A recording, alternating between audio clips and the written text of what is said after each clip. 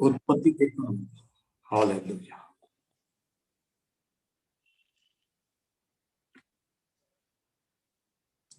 Praise the Lord.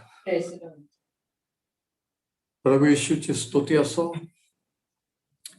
सध्या आपण उत्पत्तीच्या पुस्तकाचा अभ्यास करत असताना या संदेश मालिकेचं नाव आहे अब्राहम देवाचा मित्र होण्याचे आव्हान. आणि आजच्या माझ्या संदेशाचा शीर्षक आहे अपयशी ठरलेला एक पिता, अ फादर हू फेल्ड. अपयशी ठरलेला एक पिता. आणि शास्त्रभाग आहे उत्पत्ती 19 आणि वचन 30 ते 38. जेनेसिस 19:30-38. काही महिन्यापूर्वी एक घटना घडली की एका संस्थेचे, ख्रिस्ती संस्थेचे प्रमुख, एक देवाचे सेवक, ते त्यांच्या बायकोला सोडून सेक्रेटरी बरोबर पळून गेले. त्यांनी लग्न केलं. तिचं पण लग्न झालेलं होतं, यांचंही लग्न झालेलं होतं. ही मंडळीमध्ये देखील एक वडील होते.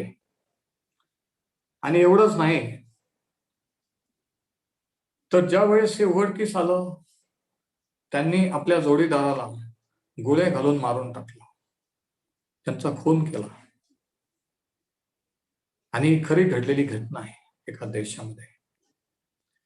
आणि हे वाचून, हे ऐकून आपल्याला असं वाटतं की देवाचे सेवक किंवा देवाची सेवा करणारे देवाचे लोक इतक्या भयंकर गोष्टी कशा करू शकतात, इतक्या खालच्या स्तराला कसं काय जाऊ शकतात. जगातील लोकांचं ठीक आहे की जे पापी आहेत, पापात जगतात, देवाकडे वळले नाही, पण ज्यांचं तारण झालेलं असं जे दावा करतात, जे सेवा करतात कोणत्या ना कोणत्या, त्यांनी असं करणं ही अत्यंत गंभीर बाब आहे. आणि मग प्रश्न असा पडतो की खरंच ते विश्वासार्ह होते का, आहेत का. आणि अशाच प्रकारची स्टोरी आहे लोटाची, जी आपल्याला उत्पत्तीच्या 19व्या अध्यायात आढळते. 2 पेत्र 2 मध्ये म्हटलेलं आहे की लोट हा एक नीतिमान पुरुष होता.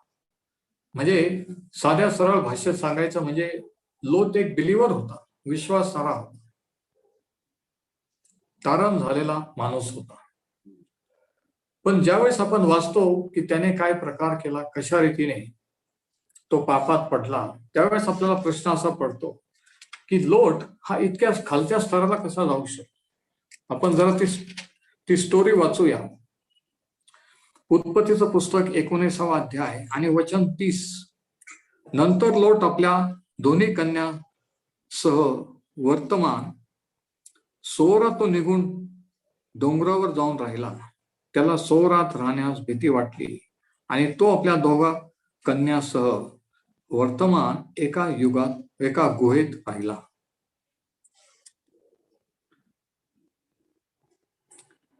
एके दिवशी वडील कन्या धाकटीस म्हणाली, आपला बाप म्हातारा आहे आणि जगाच्या रीतीप्रमाणे आपल्याशी येण्यास कोणी पुरुष पृथ्वीवर नाही.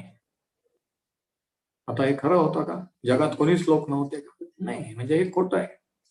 तर चल आपण आपल्या बापाला द्राक्षरस पाजू आणि त्याच्यापाशी निजू. अशा प्रकारे आपल्या बापाचा वंश चालू. त्यांनी त्या रात्री आपल्या बापाला द्राक्षरस पाजला आणि वडील कन्या त्याच्यापाशी जाऊन निजली. पण ती जेव्हा निजली, केव्हा निजली व केव्हा उठली हे त्याला कळले नाही. मग दुसऱ्या दिवशी वडील कन्या धाकटीला म्हणाली, पहा, काल रात्री मी आपल्या बापापाशी निजले, तर आज रात्री आपण त्याला द्राक्षरस पाजू आणि तू त्याच्यापाशी जाऊन निज. अशा रीतीने आपण आपल्या बापाचा वंश साधू. त्या रात्री त्यांनी बापाला द्राक्षरस पाजला व धाकटी उठून आपल्या जाऊन त्याच्यापाशी निजली. पण ती केव्हा निजली व केव्हा उठली हे त्याला कळलं नाही. या प्रकारे लोटाच्या दोघी कन्या बापापासून गर्भवती झाल्या. बघा किती भयानक प्रकार आहे. वडील कन्येस पुत्र झाला, त्याचे नाव मोवाब असे ठेवले. आज मी त्याला जे मोवाबी म्हणून आहेत त्यांचा मूळ पुरुष. धाकटीसही पुत्र झाला, त्याचे नाव बेनमी असे ठेवले. आज मी त्याला ते अम्मोनी म्हणून आहेत त्यांचा हा मूळ पुरुष. इतक्या भयानक पापात धार्मिक लोट कसं काय पडू शकतो. कसं काय ख्रिस्ती व्यक्ती किंवा एक पाळक किंवा सेवक इतक्या खालच्या लेवलला जाऊन असे पाप करू शकतो? असं का होतं? याचं कारण काय? असं तेव्हा झालं, असं आजही होत नाही. परदेशातच नाही, आपल्याही देशात होत आहे. अनेक मंडळांमध्ये होत आहे. आज आपण याचं कारण पाहणार आहोत की असं का होतं. इतक्या लो लेवलला, खालच्या लेवलला देवाचे लोक कसे जातात, का जातात, आणि त्या लेवलला तुम्ही आणि मी जाऊ नये म्हणून आपण काय खबरदारी घेऊ शकतो.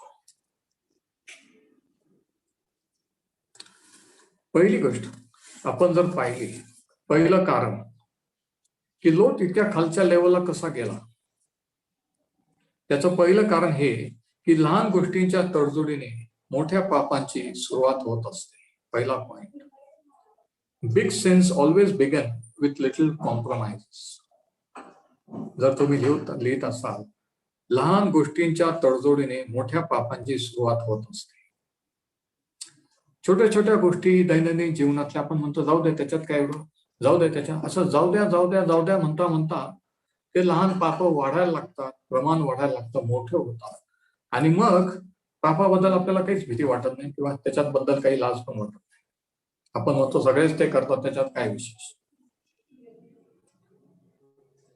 उत्पत्ती 13:1-13 मध्ये लोटाने कोणत्या बाबतीत तडजोड केली, कॉम्प्रोमाइज केली? पहिली गोष्ट ही की त्याने हिरवळीचा प्रदेश निवडला. त्याला वाटलं की अब्रामाला सोडून, अब्रामाच्या देवाला सोडू, आपण आपल्या मुलाबाळांचं, पोरांचं कल्याण करू, आपण त्याच्यापेक्षा पुढे जाऊ. असं काही जणांना आजही वाटतं.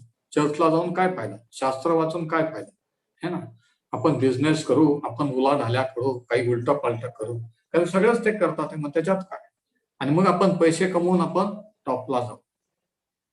आणि अशा प्रकारची विचारसरणी लोटाची झालेली होती. पहिली तडजोड काय होती की जे बेस्ट जगाच्या दृष्टीने ते त्याने निवडलं. या ठिकाणी आपण सेटल होऊ, आपले मुलं बाळ सेटल होतील, आणि आपण समृद्ध होऊ. जगिक विचार, जगिक बिलीवर. आता ही जी निवड होती, जी लोटाने केली, सोदोमाचा प्रदेश निवडण्याची, ही कोणत्या आधारे केली होती? हाव किंवा लोभ आणि स्वार्थ. त्याला श्रीमंत होण्याची हाव होती. आज ऐकणाऱ्या कोणाला तुमच्यापैकी श्रीमंत होण्याची, झटपट श्रीमंत होण्याची हाव, लोभ आहे का? असेल तर सावधान. संपत्तीचा लोभ सर्व प्रकारचे मूळ आहे, शास्त्र सांगते. जर वाटत असलं की माझा अजून पाहिजे, जर वाटत असेल की जेवढं देवाने दिलं त्याच्यात समाधानी नाहीये, तर तुम्ही कोणत्याही स्तराला जाल लोटासारखे. लोट एक ठळक उदाहरण आहे. त्याला हाव होती, तो स्वार्थी होता, स्वतःपुरतं पाहणारा होता. त्याला अब्रामाबरोबर, अब्राम कोण आहे, त्याला देव भेटलेला आहे, देवाने निवडलेले, याच्याबद्दल त्याला काही वाटत नाही. देवाची इच्छा काय आहे याच्याबद्दलही त्याला काही पर्वा नव्हती. त्याला फक्त संपत्ती मिळवायची होती, त्याला फक्त जगिकरित्या सेटल व्हायचं होतं, एवढीच त्याची इच्छा होती. इकडे लक्ष द्या आता सर्वजण बेनिफर, की ही पहिली तडजोड, ही पहिली कॉम्प्रोमाइज त्याने केली. आता अशा वेळेस सुद्धा देवाने त्याला वॉर्निंग दिली. ज्यावेळेस त्याला आणि सदोमाच्या राजाला पकडून नेलं, त्या 3 राजांनी, शेवटी अब्रामाने सोडून आणलं. समजा जर पकडून नेलं, तिकडं मारून टाकलं असत, अब्रामाने सोडून आणल्यानंतर सुद्धा लोटाला त्याच्याबद्दल काही विशेष वाटलं नाही की आपल्याला, आपल्या कुटुंबाला अब्रामाने सोडून नये. त्याच्या डोक्यात तेच भरलेलं होतं की आपल्याला श्रीमंत व्हायचं, झटपट श्रीमंत व्हायचं, पैसा कमवताना कुठंतरी ऐश करायची, सेटल व्हायचं. त्याला देवाची इच्छा, देवाच्या लोकांची संगत, अब्रामाची संगत असं काही पडलेलं नाही. आणि अशा प्रकारची त्यांनी तडजोड केली. देवाने त्याला वॉर्निंग दिली, त्याला पकडून नेण्यात आलं, पण त्या वॉर्निंग वरून त्यांनी धडा घेतला. आज किती जणांना देव वॉर्निंग देतो, हॉस्पिटलला पडतात, ऍक्सिडेंट होऊन पडतात, काहीतरी घटना, पण बरे झाले, प्रार्थना करा म्हणतात, रडतात, आणि बरं झाल्यानंतर परत ते म्हणतात आम्हाला काही नाही. चर्चला टाइम नाही, प्रार्थनेला टाइम नाही, स्वतःला टाइम नाही. म्हणजे हे काय आहे? ही तडतोड आहे, हा जगिकपणा आहे, बेपरवाही आहे, ही देवाची बेईमानी आहे. की देवाने केलं, बरं केलं तर बरं केलं, त्याच्यात काय, विसरून जाणं आहे. आणि हेच लोटाच्या बाबतीत खरं तर लोटाने शहाणा होऊन सुधरून अब्रामाजवळ राहायला पाहिजे. पण आपण वाचतो की परत जाऊन अब्रामाने सोडून आणलं तरी तो परत जाऊन सोदोमातच राहिला. म्हणजे त्याला काही त्याचं वाटलं नाही. आज किती वेळ देवाने तुम्हाला वॉर्निंग दिली, त्याच्यातून तुम्ही काही धडा शिकले ना, का परत जाऊन त्याच सोदोमात तुम्ही राहा, त्याच लोकात तीच लाईफ. लोटाकडून काहीतरी शिका. दुसरी गोष्ट, कशा रीतीने लोटाने तोडजोड केली. 19व्या अध्यायाच्या पहिल्या 2 वचनात आपण वाचतो की लोट वेशीमध्ये बसलेला आहे सदोमाच्या. आधी तो सदोमाच्या जवळ त्याने डेरा दिला, नंतर तो सदोमात जाऊन राहिला. ऐका, इकडे वर बघा. आणि नंतर त्या लोकांमध्ये इतका श्रीमंत टॉपला गेला की वेशीत बसला, कारण वेशीत बसणारे प्रतिष्ठित लोक, त्या काळातले महापौर, त्या काळातले प्रतिष्ठित लोक हेच वेशीमध्ये बसत होते. म्हणजे अगोदर तो लांब राहिला, नंतर त्यांच्यात गेला आणि त्यांच्यातच मोठा. हे पापाचे टप्पे आहेत, हे तडजोडीचे टप्पे असतात. नाही, आम्ही काय कधीतरी घेतो, आम्ही कधीतरी त्यांना कंपनी देतो, आम्ही कधीतरी टाइमपास करतो. आपण काय असं करता करता करता आपण त्यांच्याच सारखे होतो, त्यांच्यातच जातो आणि आपल्याला कळत नाही. आणि हेच लोटाच्या बाबतीत.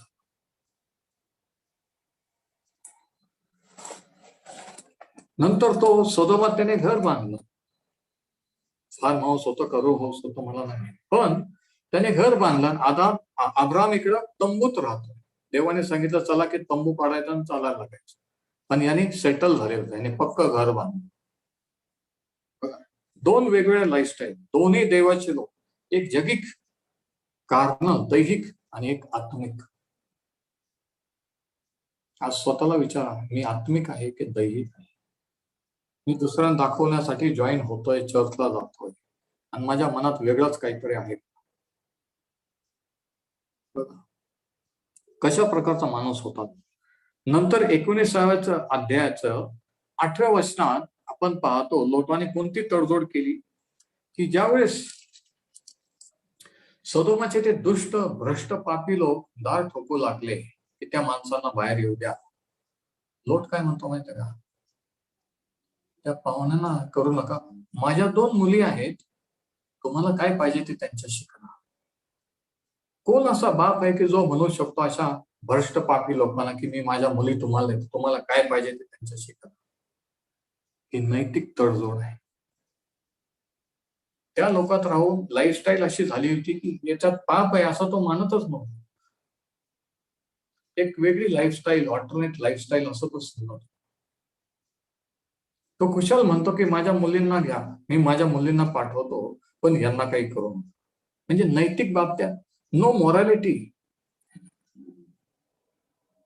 आणि नंतर 16व्या वचनात आपण वाचतो की ज्यावेळेस ते 2 देवदूत त्यांना बाहेर काढायला आले आणि सांगितलं की देव सदोम गमोराचा नाश करणार आहे, तू निघ, तुझ्या कुटुंबाला कोण असेल त्यांना घेऊन निघ.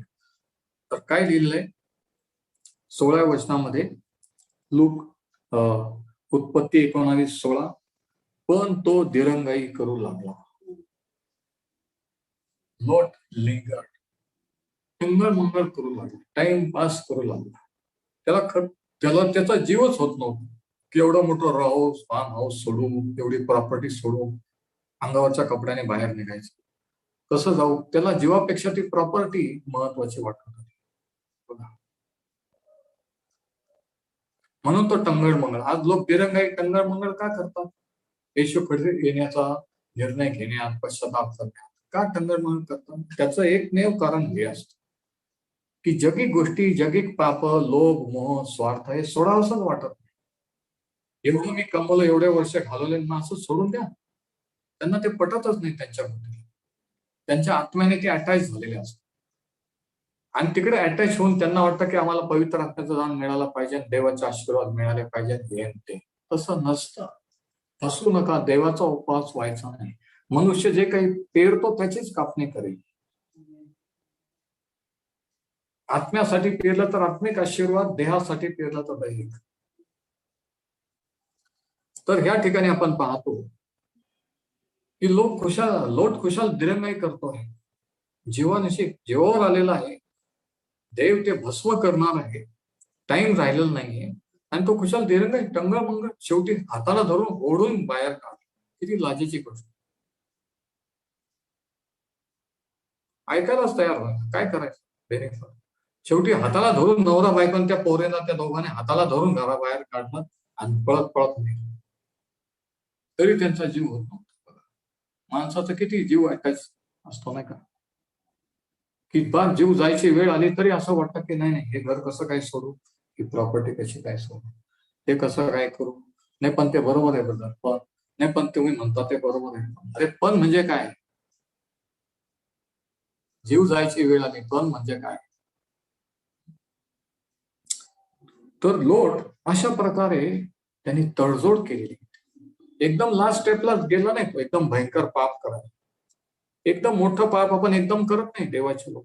आपण अगोदर हे छोटे पाप होतात. हिरवळीचा प्रदेश निवडणे, जवळ जाऊन राहणे नको त्या लोकांच्या, नंतर त्याच्या संगतीत राहणे, मग त्यांच्याबरोबर बिझनेस करणे, त्यांच्याबरोबर टाइमपास करणे, मग करता करता करता मग खालच्या लेवलला खाली खाली खाली आपण आत्मिक पातळी खालावत जातो.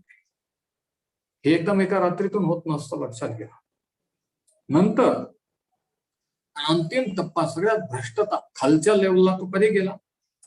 आपण वाचलं की ज्यावेळेस त्याच्या मुलींनी प्लॅन केला आणि त्यांनी ते पाप केलं, त्यावेळेस आता त्याच्या मुली इतक्या खालच्या स्तराला का गेल्या माहितीये. मुलींना दोष देण्यात अर्थ नाही.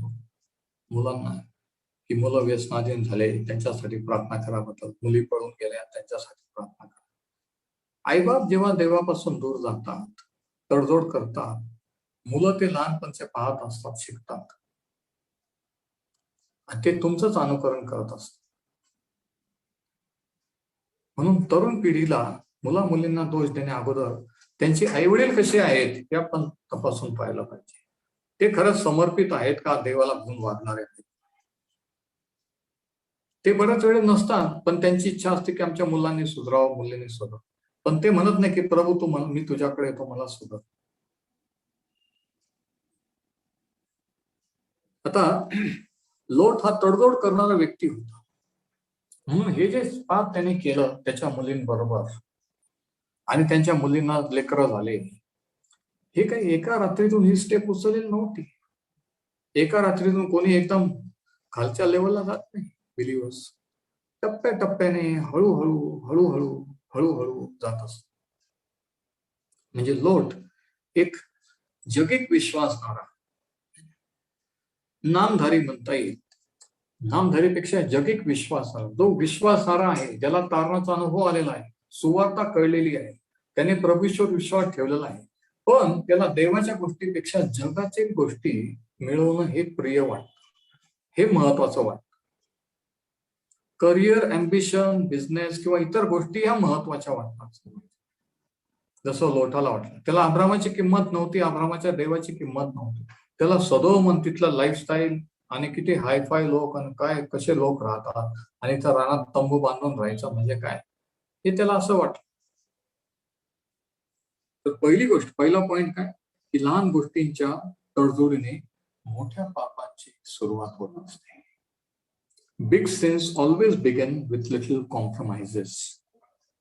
आता याच्यात दोन गोष्टी लक्षात घेण्यासारख्या, दोन ऑब्झर्वेशन. पहिलं असं, आपण वाचलं की त्याच्या मुलींनी काय केलं, प्लॅन केलं आणि त्यांनी म्हटलं की आपण आपल्या वडिलांना द्राक्षरस पाजू किंवा दारू पाजू.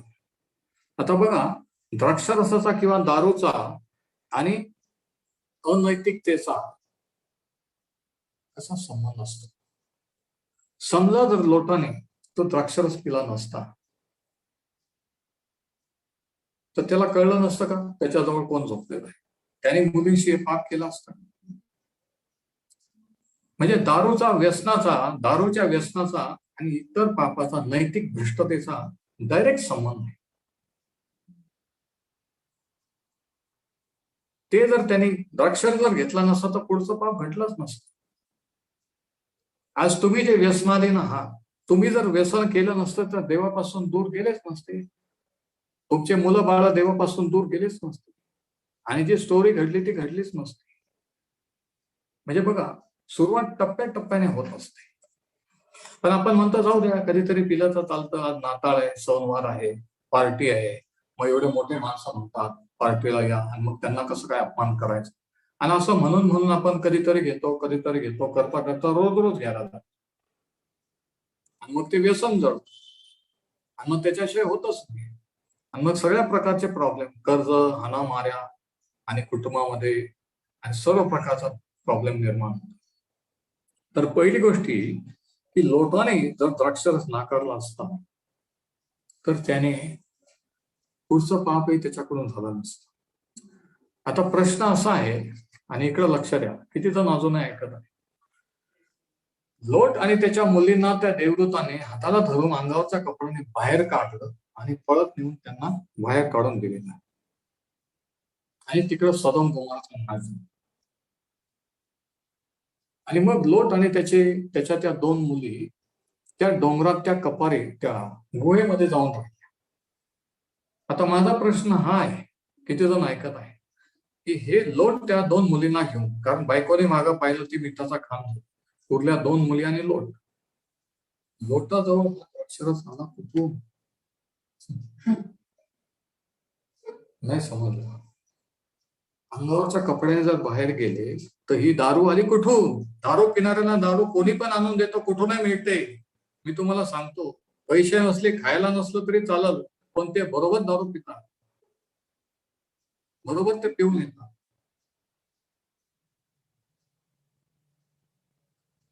लक्षात घ्या, किती विशेष आहे ना का. गोव्यात राहतोय मुलींच्या बरोबर, पण द्राक्षरस आला कुठून? चोरून लपवून काहीतरी घाईघाईने त्याने एक 2 बाटल्या उचलल्या द्राक्षरसाच्या आणि पळाला. म्हणजे बघ किती जगित होत, विचार करा. जीवावर आलं तरी ते द्राक्षरसाची बाटली घेऊनच निघाला आणि तिथं जाऊन पेला,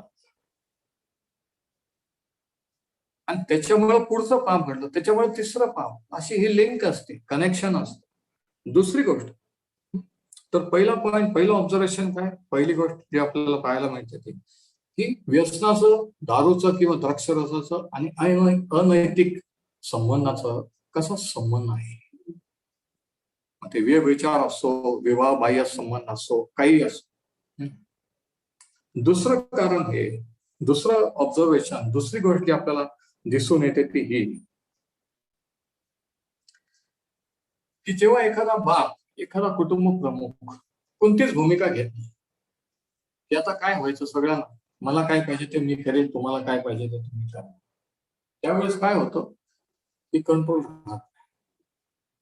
त्यावेळेस कुटुंबातले मेंबर, बायको लेकर, त्यांना मनस्ताप होतो, ते त्यांच्या पद्धतीने हँडल करू लागतात.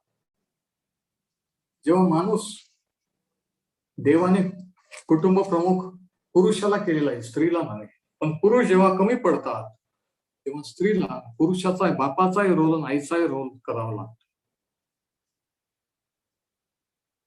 आणि असं करत असताना, मुलं लहानचे मोठं करत असताना, जर मुलं आउटलाईनला गेले, देवापासून दूर गेले, तर हा मूर्ख बाप आईला दोष देत असतो की तुझ्यामुळे ते बिघडले. बाप म्हणून त्यांचं काम नव्हतं का? बऱ्याच वेळेस असं ऐकायला मिळतं घरी गेल्यानंतर, साहेब हिचा लाड, हिच्यामुळं हे मुलगा, हा मुलगा बिघडला, हिच्यामुळं हे. अरे मग तुम्ही प्रमुख आहात, तुम्ही काय करत होता? तुम्ही कुठं होता?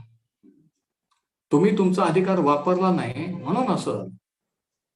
तर ज्या वेळेस बाप आपला अधिकार देवाने दिलेला वापरत नाही, फक्त रात्रंदिवस काम काम, घरात काय चाललेलं आहे, मुलगा काय करतोय, मुलगी कुठं जाते हे माहित नसतं, तेव्हा हे असं होत असतं. म्हणून त्या मुली असं म्हणू शकला की आपण बापाला दारू पाजू, द्राक्षरस पाजून त्याच्या. का बरं? कारण त्यांनी सदोमाचं लाईफस्टाईल पाहिलं होतं. तिथले लोक तसे एवढ्या वर्ष आपण राहिलो, त्याच्यात काहीच विषय नाही. बापाने पण त्या दिवशी नाही का सांगितलं की माझ्या मुली आहेत, त्यांना घ्या, काय पाहिजे ते करा. म्हणजे त्यांना वाटलं बापाला पण चालतं, हे बापही काही म्हणत नाही, तर मग त्याच्यात काय विशेष. किती भयानक गोष्ट आहे बघा.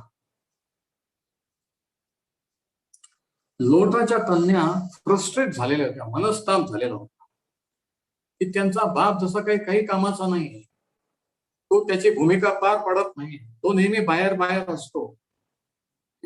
आपल्याला सगळे निर्णय घ्यावे लागतात. किती बाप किती वडील आज बाहेर बाहेर असतात, त्यांना माहित पण नसतं पोरांना किती मार्क मिळाले, पोरकं पास झालं का नापास झालं, कोणाचं काय झालं, आणि मग कुठून तरी कळलं की ते येऊन आईशी भांडण करत. मूर्खपणा आहे. हे असं ख्रिस्ती जीवन नसतं, हे असं फॅमिली लाईफ नसतं.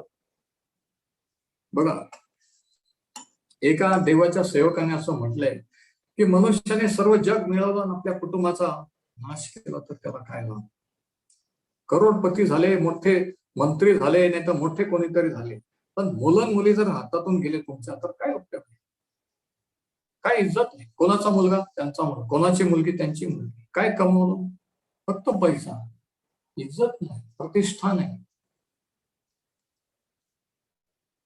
आता लोट आणि त्याच्या मुली त्या डोंगरात त्या गुहेत बसल्यानंतर त्यांनी असा विचार केला आणि त्या असं म्हणतात एकमेकांना, आता इथं आता बापाचं हे असं आणि याच्यामुळे आपल्याला ही परिस्थिती ओढवली, आता आपणच निर्णय घेऊ, आपणच काहीतरी केलं पाहिजे. बाप जेव्हा असे वागतात तेव्हा मुली म्हणतात, मुलं म्हणतात, आणि मग त्यांनी हा प्लॅन केला. आणि त्या म्हणतात की आता पृथ्वीवर कोणताच पुरुष नाही. आता हे म्हणणं खरं होतं. बाकीचे देशातले लोक नव्हते का, जवळपासचे होते, पण त्या असं म्हणतात की आता एवढे वर्ष लावून बापाने लग्न करून दिलं नाही, बापाने काही काळजी घेतली नाही, बाप फक्त पैसा कमवण्याच्या मागे होता, नाव प्रतिष्ठा. मग हे त्यांनी ओळखलं, म्हणून त्या फ्रस्ट्रेट झालेल्या होत्या, म्हणून त्यांनी हा प्लॅन केला. कोणताही बाप कोणताही चुकीचं टोकाची भूमिका माणूस कधी घेतो, मनस्ताप झाल्या, कोणताही पर्याय ऑप्शन राहिलेला नसताना तेव्हा. आणि याला कारण काय असतं, अपयशी ठरलेले बाप किंवा पिता, की ज्यांना वाटतं बाप होणं म्हणजे फक्त कामाला जाऊन घरी येऊन बायकोच्या हातात पैसे देणं, फक्त मुलांना जन्म देणं आणि तिने मुलंही सांभाळायचे, घरही सांभाळायचं, मी फक्त बाहेरच राहायचं, असं ज्यांना वाटतं असे बाप अपयशी ठरत असतात. दुसरा पॉइंट हा की पूर्वीचे पाप कबूल केली नसली तर मोठी पाप घडत असतात. पूर्वीचे पाप जर आपण कबूल केलेले नसले, आपण केलेले, आपण जाऊ दे त्याच्यात काय एवढं. ते ब्रदर नेहमी सांगतात, पाळत लोक नेहमी असंच बोलतात, आपण सिरियसली नाही घ्यायचं, त्याच्यात काय एवढं असं म्हणून आपण त्याच्याबद्दल पाप आहे असं मानत नाही, कबूलही करत नाही. त्याच्यामुळे काय होतं, पाप करायला अजून सरसावतो आणि मोठमोठे पाप करायला आपल्याला डेअरिंग होते, मोठमोठ्या चुका आपण करतो.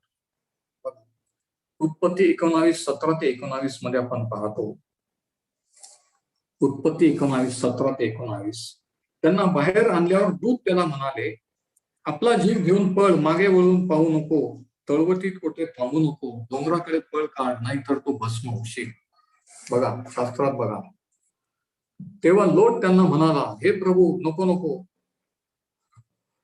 हे विशेष आहे. ते म्हणतात जीव घेऊन पळ, भस्म होशील, तो म्हणतो नको नको. अजूनही त्याला खरं वाटत नाही की खरंच भस्म होईल. बघा, संपत्तीचा मोह माणसाला किती आंधळ करतो नाही. जीव जायची वेळ आली तर तो देवदूताना म्हणतो नको नको, असं काही करू नका. पहा, या तुझ्या दासावर तुझी कृपा दृष्टी झाली आहे, माझा जीव वाचविला आहे, ही तुझी माझ्यावर अपार दया झाली आहे, मला डोंगराकडे पळून चावलणार नाही, न जाणं माझ्यावर अरिष्ट येऊ, मी मरून जाईल. खरं काय माहितीये का, त्याला स्वतः सोडण्याची इच्छाच नव्हती. खरं काय असतं माहितीये का, बाप्तिस्मा घेण्याचं कारण, समर्पण न करण्याचं, चर्चा देवाकडे वळण्याची इच्छाच नसते, मन दुसरीकडे जडलेलं असतं. मग कारण सांगितले जातात, मला टाइम नव्हता, मी इकडं होतो, मग ते असं झालं, ते तसं. इथं खरं कारण काय, सौदोमापासून जास्त लांब जायचंच नाहीये. म्हणून तो त्यांना म्हणतो की मला तिकडे लांब जा असं म्हणू नको. कदाचित मी मरून जाईल. अरे मेला असता तिथं म्हणून तो तुला बाहेर काढलाय. किती जण ऐकत आहे, किती जणांना समजत आहे. डिस्टर्ब व्हायचं नसतं लहान लेकरांमध्ये. रेग्युलेशन कॅच करायचं बेनिफिट. इकडं तिकडं सारखं अस्वस्थ व्हायचं नसतं. तर तो म्हणतो वचन 20 मध्ये, तर पहा पळून जाण्यास हे नगर जवळ असो लहान आहे. अजूनही त्याचा जीव आहे ना. बघा ते वचन 20 वचन बघा. तो त्या देवदूतांना सांगतो की एक छोटस नगर आहे, कशाला मी डोंगरात, तिथं काय, तिथं मी मरून जाईल, खायला नाही प्यायला. एक लहान नगर आहे, ते किती लहान आहे, तिकडे मला पळून जाऊ दे, म्हणजे माझा जीव वाचेल. काय होतंय, देवाला शांतपणा शिकवत. किती लोक देवाला शांतपणा शिकवतात प्रार्थनेतून. तू असं कर, तू तसं कर, जसं काय देवाला समजतच नाही काय करायला पाहिजे. प्रार्थना म्हणजे काय, देवाला सांगणं आहे का तू काय करायला पाहिजे त्याने काय नाही, याच्यासाठी प्रार्थना असते नाही. पण आपल्याला वाटतं की आपण देवाला सल्ला देतोय, देवाला शांतपण शिकवतो. तो त्यांना म्हणतोय की हे काय छोटस नगर, इथं जाऊ द्या ना, एवढ्या लांब कशाला. ते म्हणतात नाश होणार आहे. देव म्हणतो त्यांच्यातून निघा, म्हणजे मी तुमचा देव आहे. आणि आपण म्हणतो की नाही नाही, जास्त लांब नाही, मला इथं जवळच राहू द्या, म्हणजे मला वाटलं तर मी पटकन परत सदोमात येईल, परत माझ्या मित्रमंडळीत येईल, परत पापी भ्रष्ट लोकात, ही टेंडन्सी. तर काय झालेलं आहे की तो आज्ञापर्यंत तो त्यांचा ऐकायला तयार नाही. किती भयानक आहे.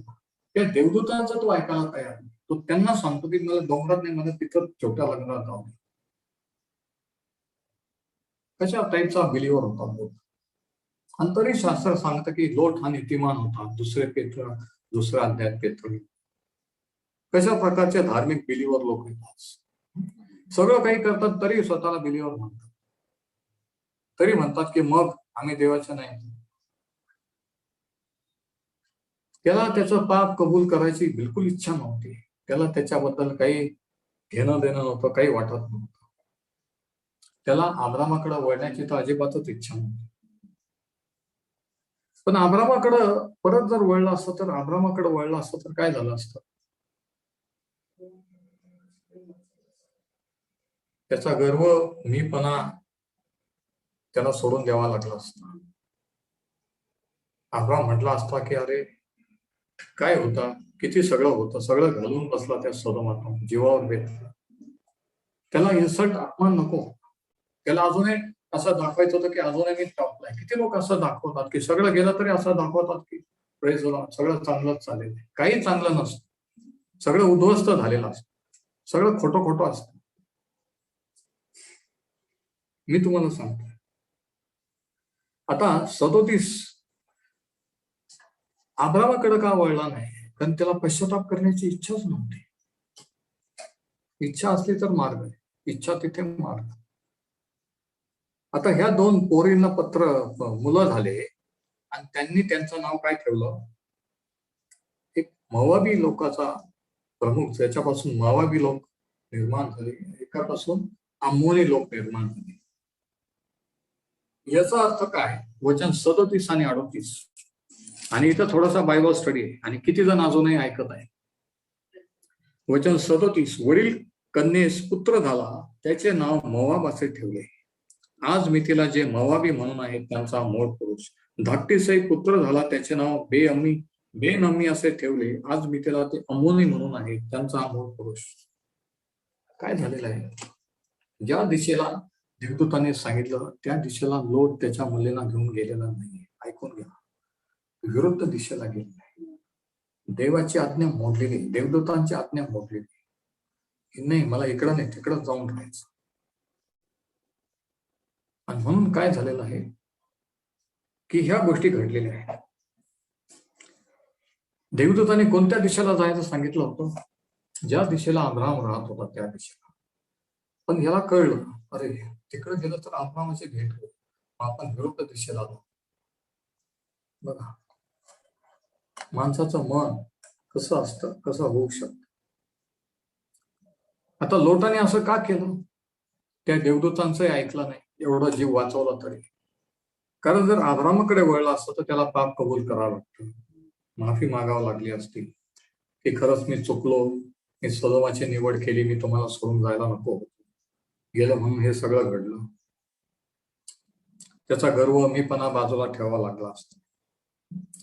पण त्याला इतका मीपणा गर्व होता की त्याने कबूल केलं की मी डोंगरात राहील, होत राहील, पण माझा मीपणा गर्व सोडणार, मी माफी मागणार नाही, मी कमीपणा घेणार नाही, मी अब्रामाकडे जाणार नाही. कशा प्रकारचा माणूस होता लोक? कशा प्रकारचे लोक बिलिव्हर्स चर्च मेंबर असतात की दाखवतात आम्ही देवाच्या आहोत, प्रार्थना करतात, चर्चा करतात, पण वृत्ती टेंडन्सी कशी असते बघा. आणि ह्याच कारणास्तव बरेचसे लोक आज पूर्ण समर्पण करत नसतात. तर दुसरं कारण, दुसरा धडा काय की पूर्वीची पाप जर कबूल केली नसली तर मोठी पाप घडायला लागतात. तिसरा धडा हा की मोठे पाप कारणे सांगून त्या मोठ्या पापांचं समर्थन केलं जातं. मग करता करता पाप करीत जातो, पापात माणूस राहत जातो, त्याला काय असं म्हणता म्हणता. आणि मग काय होतं की जे पाप केलं, चूक केलं असं कोणी म्हटलं तर तेच म्हणतात नाही नाही ते असं नाही, असं आहे समर्थन. आता इथं कसं झालं बघा, वचन 31 आणि 32 बघा नेमकं एक्झॅक्टली काय झालं. एके दिवशी वडील कन्या धाकटीला म्हणाली, आपला बाप म्हातारा आहे आणि जगाच्या रीतीप्रमाणे आपल्याशी येण्यास कोणी पुरुष पृथ्वीवर नाही. आता हे खरं होतं का? पृथ्वीवर कोणीच जगात माणसं नव्हते का? होते. पण बघा ती काय म्हणते. म्हणून ती म्हणते की चल आता आपण आपल्या बापाला द्राक्षरस पाजून त्याच्यापाशी जाऊन बसू. आणि मग 34व्या वचनात म्हणजे तिचे जे चूक आहे, तिची जी लाईफस्टाईल तिने स्वतःमान पाहिलेली आहे की अशा लोकात आपण राहिलो, काही नसतं त्याच्यात, काही नसतं, सिरियस घ्यायचं नसतं. तिला वाटलं हे केलं तरी त्याच्यात काही सिरियस नाही, कारण बाप कधी विरोध केला नव्हता बापाने. म्हणून काय झालं, तिला वाटलं की ती ओके, ती समर्थन करते त्या पापाचं, त्याला पाप चूक समजत नाही आणि करती तर करती. 34व्या वचनात आपण वाचतो की तिच्या धाकटी बहिणीला पण सांगतो की आता तू पण, आज आपण परत बापाला द्राक्षरस पाजू आणि आज तू पण त्याच्याजवळ जा. बघा, बिलीवर विश्वासार्ह पाप करतात तर करतात, दुसऱ्याला त्याची लागण होती. म्हणून मंडळीत एखादा जर व्यक्ती भ्रष्ट व्हायला लागला, पापात असला, व्यभिचारात असला तर त्याला लगेच सावध करायचं असतं, त्याला मंडळीतून बाहेर काढायचा असतो जर पश्चाताप केला नाही. कारण काय होतं की दुसऱ्याला लागण होत असते, दुसऱ्याला ते उत्तेजन देतात. ती तिच्या धाकटी बहिणीला सांगते. बघा, स्वतः पाप केला दुसऱ्याला करायला लावते. आणि कारण काय आहे माहितीये का? वचन 34, अशा रीतीने आपण आपल्या बापाचा वंश चालू. आता वंश चालवण्याची ही पद्धत आहे का? किती जणांचं लक्ष आहे? ही पद्धत आहे का फॅमिली लाईन चालवण्याची? नाहीये. पण ते समर्थन आहे आपल्या चुकाचं, पापांचं. आपले पाप झाकण्यासाठी आपण काही कारण सांगायला तयार नाही का? नाही पण बाळासाहेब तुम्हाला माहित नाही, ते असंच करावं लागतं, ते असंच असतं, मग त्याला काय होतं, मग असं तसं. ह्याला काय आहे? पापाला उत्तेजन देत नाही. हे काय, ही जगी बिलीवर लोकांची भाषा आहे, हे आत्मिक लोक नाहीये. ते दाखवणार एक आणि असतात एक, असे लोक आहेत. आणि असे लोक कधी आशीर्वादित होत नसतात. किती वर्ष चर्चला आले तरी आणि किती गाणे म्हटले, किती प्रार्थना केली तरी, जोपर्यंत कुठंतरी चुकीच्या गोष्टीची, चुकीच्या व्यक्तीची अटॅचमेंट आहे की तू अमुक याच्याशी लग्न करू नको, अमुक याच्या बरोबर बिझनेस करू नको, तरी पण म्हटलं की नाही त्याला काय होतं, मग ते असं आहे तसं आहे, तर त्याचे परिणाम एक दिवशी भोगावेच लागतात. पण माणूस कारण सांगतो, म्हणजे मोठी पापाचे कारण सांगून त्याचं समर्थन केलं जातं. आता ही समर्थन करते कोणीच लोक नाही, मग काय करायचं आपण? बापाने पण लग्न, मग काय करायचं, बापाने पण कोणी मुलं पाहिली नाही, मग आपण हा करू. म्हणजे काय, हे जे चुकीचं आहे त्याचं समर्थन आहे. चुका करायच्या तर करायच्या, अजून त्याचे कारण पण सांगायचे कसं राईट आहे. पण चूक ते चूकच असते ना. ते किती तुम्ही कारण सांगितलं, स्टोऱ्या सांगितल्या, तरी ते खोट्याचं खरं होतं का? नाही. म्हणून अनेकांचे आशीर्वाद आणलेले, म्हणून घडी घडी आजारपण दुखण्याचे आहे, म्हणून आत्मिक जीवनात वाढत नाही. तुमचं उत्तर तुमच्याच जवळ आहे. मी तुम्हाला सांगतो, देवाला तुमच्या मनाला माहिती आहे तुम्ही किती समर्पित आहात. माझ्यापासून फसवू शकाल, पण देवाला माहिती आहे. आज विचार करा, आपण कोणाला फसवतोय? ब्रदरला फसवतोय का स्वतःला फसवतोय का देवाला फसवतोय? काय चाललेलं आहे? का बरं एवढे वर्ष देवाकडे येऊन आपण त्याच लेवलला का बरं वाढ होत नाही? लोक मागून येऊन पुढे चालले, पहिले ते शेवटले होत आहे. आपण वर्षाच्या वर्ष त्याच प्रार्थना करतोय, तेच रडगाणं. असं का? असं विचारलं पाहिजे. मनात कधीतरी विचार आला पाहिजे. येत नसेल तर फार लाजेची गोष्ट आहे. तर ती कारण सांगते. आता ह्या स्तराला ह्या पोरी का गेल्या माहितीये का? लोटानीच कधी प्रार्थना करताना त्यांनी पाहिला की आपला बाप प्रार्थना करतोय, आपला बाप ते, म्हणून त्या पोरी पण प्रार्थना करत नाही. इथं देवाचं नाव काढत नाही, कोणी देवाबद्दल काहीच बोलत नाही. फक्त आयडिया प्लॅन करतात की आपण असं असं करून वंश होतात. आईबाप प्रार्थना करत नसेल तर मुलं कसे काय करतील? आईबापच आयुष्यात चर्चला गेले तर मुलं कशाला जातील की तू चर्चला गेला पाहिजे आणि झूम मीटिंग अटेंड केली पाहिजे? होणारच नाही ते. आई वडिलांना जर पाहिलं व्यसनाधीन तर मुलं व्यसनाधीन होणारच. आणि बाप म्हणूच नाही शकणार की तू पिऊ नको, कारण त्यांनी तुम्हालाच पिताना पाहिलेलं आहे. म्हणून तुम्ही तो अधिकार केव्हाच गमावलेला आहे रागवण्याचा. तुमच्या बोलण्याला व्हॅल्यूच राहत नाही. आणि हेच लोटाच्या बाबतीत बापात राहिल्यामुळे या मुलीने असं केलं. याला जबाबदार बाप होता, अपयशी ठरलेला बाप.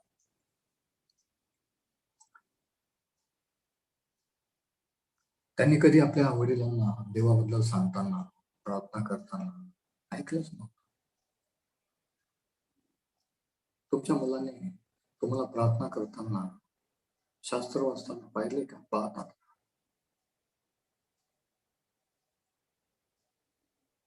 त्यांना करायला लावणं वेगळं, पण आपण त्यांच्या पुढं करणं. त्यांनी पाहणं की हा, मी प्रार्थना करतोय, मी शास्त्र वाचतोय, मी देवाबद्दल दुसऱ्यांना सांगतोय, मी दुसऱ्यांसाठी तो इम्पॅक्ट होत असतो. नुसतं ऑर्डर करून सांगून नाही. जगिक शिक्षण तुम्ही दिलं, फॉरेनला गेले, हे मोठं अचिव्हमेंट समजू नका. त्यांच्या आत्म्याचा नाश होईल, ते सदोमात जाऊन राहतील. जर देवाविषयीचं शिक्षण, देवाची ओळख दिली तर तुम्ही काहीतरी कमावलेले. लक्षात घ्या, जगात कमवलेला जगातच राहणार आहे. सदोमात त्यांनी सगळं कमवलं होतं, सगळं सोडून अंगावरच्या कपड्यांनी पळून जावं लागलं, सगळं तिथंच राहील. म्हणून त्या बाईने मागं पाहिजे, मिसेस लोट, की आता एवढं वर्ष एवढं कमवलं, खुशाल आपण सोडून चाललोय काय? आणि पटकन मिठाचं काम झाले, नाश पावले. जगातल्या गोष्टी जगातच राहणार आहे, काय आपल्या जवळ राहणार आहे, या गोष्टीचा विचार करायचा. अनंत काळ आपल्या पुढे आहे, त्याच्या पलीकडचं एक जग आहे, आणि तिथं आपण सदा सर्वकाळ राहणार. तिथं आपण काय घेऊन जाणार आहोत? तिथं आपण आपल्या आत्म्याची, आपल्या मनाची तयारी, आपल्या मुलाबाळांना आपण तयार करत आहोत. त्यांना शिकवत आहोत का की ह्या आयुष्यापुरताच विचार नाही करायचा, त्याच्या पुढचा पण करायचा. याच्यात तुम्ही टॉपला गेले म्हणजे खुश व्हायचं नाही, देवामध्ये टॉपला जायचं असं कधी सांगतात? नसल तर लोटा पडून शिका. तो एक अपयशी ठरलेला बाप आहे. अपयशी ठरलेला बाप कसा असतो, कसा दिसतो, काय करतो, हे या स्टोरीवरून समजतं. हालेलुया.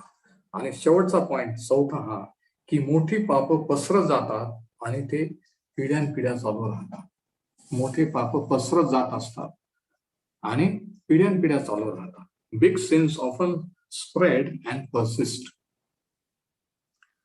लोटाचं पाप, तडजोड, निष्काळजीपणा, जगीरपणा, त्याचा परिणाम मुलींवर झाला, बायकोवर झाला. ते पण तसेच झाले. ते घरानंच देवापासून दूर. कोणीतरी म्हटलं, अरे ते अब्रामाचे नातेवाईक आहे. अरे कोणी म्हटलं असं, अरे अब्राम कुठून, हा माणूस कुठं? अब्राम बघा देवावर चालणारा, हा बघा यानं नुसतं पैशाचा, संपत्तीचं पडलेलं, नुसत्या प्रॉपर्ट्या करायचं पडलं. ती तफावत नाही. किती आपण एखाद्या देवाच्या माणसाचे नातेवाईक असून सुद्धा एंड असा होऊ शकतो. नाही पण आम्ही ब्रदरच्या चर्चला, नाही पण आम्ही ब्रदरचे नातेवाईक जरी असले, भाऊ बहीण नातेवाईक जरी असले, पण देव जर तुमचा देव नसल तर फायदा नाही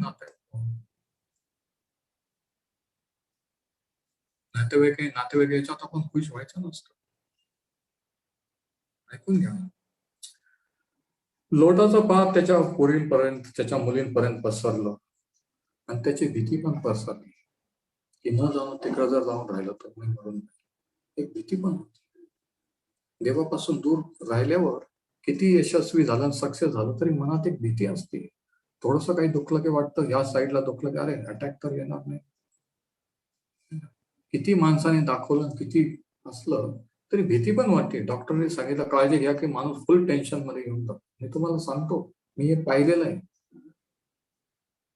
खरं विश्वासार्ह जीवन भीतीविरहित जीवन असतं. पण जर आज तुम्हाला कोणती भीती असेल तर चेक करा की कोणत्या पापाशी तुम्ही तडजोड करत नाही, कुठं तुम्ही कॉम्प्रोमाइज, कुठं तुम्ही जाऊ द्या म्हणा. ते देवाजवळ कबूल करा, प्रभू माझे क्षमा कर, आजपर्यंत मी या गोष्टीला जाऊ द्या म्हटलं, पण आज मी हे पाप तुझ्याजवळ कबूल, मला याच्यावर विजय कर, मला याच्यातून म्हणजे माझी पुढची पिढी, माझे मुलं माझं अनुकरण करणार नाही. आज कोण तसं म्हणणार, कोण तशी प्रार्थना करणार? नुसतं म्हणायचं आम्ही पोरांसाठी प्रार्थना, काय काय प्रार्थना करता, काय प्रार्थना करता, सांगा तरी मला काय प्रार्थना करता.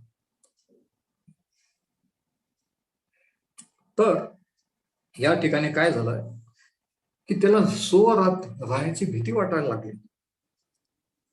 त्याला भीती होती की पोरींना नवरे मिळणार, त्याचे लग्न होणार, म्हणून तो म्हणतो की ते छोटस गाव आहे ना, तिथं मला राहू, पण डोंगराकडे जा म्हणून. अरे पण ते गाव पण सदोमासारखंच आहे, इकडून निघाला काय तिकडं. देव सांगतो तसं कर ना, पण आपण देवाला पण शहाणपण शिकवतो, नाही असं नाही, मी तसं करेन. हा प्रकार इथं चाललेला आहे. आणि मग काय झालं, त्याचे पाप मुलींपर्यंत गेले आणि मुलींचे पाप त्यांच्या मुलांपर्यंत गेले. आणि जे मुलं झाले ते मोवाबी अमोनी लोक झाले त्यांच्यापासून. आणि मोवाबी अमोनी कोण होते तुम्हाला माहिती आहे की इस्रायलचे शत्रू. वारंवार त्यांनी इस्रायल लोकांवर हल्ला केला. आता इकडे बघा, समजा जर ह्या मुलींनी आपल्या बापाशी पाप करून ह्या मुलांना जन्म दिला नसता, समजा जर ते मोवाबात त्या ठिकाणी जाऊन राहिले नसते, तर इस्रायलचे शत्रू निर्माण झाले असते का? त्यांच्या पुढच्या पिढीला प्रॉब्लेम झाला असता का? किती जण ऐकत आहेत. तुम्ही ज्या चुका कराल तुमच्या पुढच्या पिढीला त्याचे परिणाम भोगावे लागतील, लक्षात घ्या. हे पाप तुमच्या पुरतच नाहीये, पुढच्या पिढ्यांना त्याचे परिणाम भोगावे लागतात. पिढ्यानपिढ्या इस्रायलचे ते शत्रू राहिले, मोवाबी आणि अम्मोनी. लोटाचं पाप त्याच्या मुलींमध्ये पसरलं आणि ते त्या ठिकाणी टिकून राहिलं. आणि अशा प्रकारे या माणसाचा शेवट झालाय. एक अपयशी ठरलेला पिता, दोन पिता. अब्राम एक पिता कसा होता बघा, आणि लोट कसा होता बघा. एक असा आणि एक तसा. आणि दोघांनी देवाचे अनुभव घेतले, आणि दोघंही नातेवाईक. दोघांनाही देवाने अनुभव, लोटालाही देवाने वाचवल्याचा अनुभव, त्याने पण साक्ष आहेत, त्यालाही माहिती आहे देव काय करू शकतो, पण तरीही हे असं. म्हणून आपण आज जर काही शिकवू शकतो तर हे, ज्या चुका लोटाने केल्या त्या आपण करू नये. जाऊ द्या म्हणू नये. पापाला पाप म्हणायला शिकावं, चुकीला चूक म्हणा. देवाने सांगितलं असं नाही म्हणजे नाही, त्याच्यावर नो आर्ग्युमेंट, नो डिस्कशन. नाही पण तुम्हाला माहित नाही पण असं म्हणायचंच नाही. देवाने सांगितलं नाही, विषय संपला, मॅटर क्लोज, तो विषय तिथं बंद. देवाचं वचनात दिलं, लगेच निर्णय.